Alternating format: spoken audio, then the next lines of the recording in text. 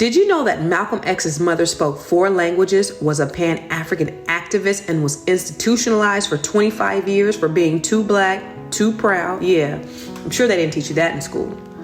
Before the world knew Malcolm, there was Louise Little, the real revolutionary.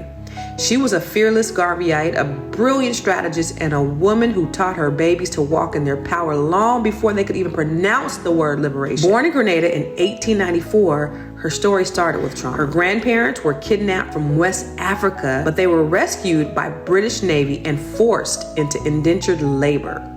Her mother Edith was raped by a white Scottish man. From that act of violence, Louise was born.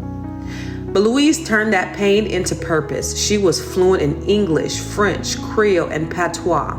She was educated, strategic, and she refused to bow. When she moved to Canada and joined Marcus Garvey's UNIA, she found her calling to build up the race one household at a time. She married Earl Little, a bold black preacher from Georgia, and together they traveled the Midwest, spreading Garvey gospel of black nationalism, land ownership, and self-sufficiency. But that kind of power, it scared folks, especially when it came from a black couple teaching other black folks to think freely. They weren't hurting anybody. They were minding their business, trying to unify their people, and the Klan came for them in Omaha. They had to keep moving to Milwaukee, to Lansing, because everywhere they went, their message of self-sufficiency made enemies. In 1929, their home was burned down by white supremacists.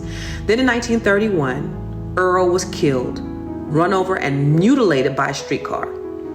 Louise knew better. She said that the Black Legion, a Klan-affiliated white supremacist group, killed him. But the police, they ruled it a suicide. And guess what? The insurance company refused to pay out his life insurance policy.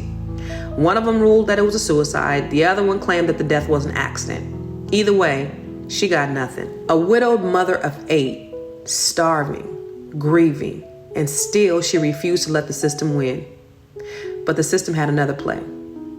Welfare workers didn't like her resistance. She wouldn't beg. She wouldn't lower her standards. She demanded dignity, and they labeled her crazy. So in 1938, they took her children and they locked her away in a mental institution for 25 years. Why? Because she was too proud.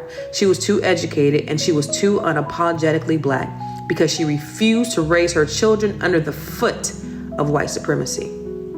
But her children never gave up on her.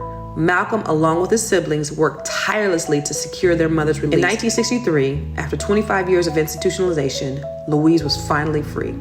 She spent the remainder of her life surrounded by her family, living in Michigan until her passing.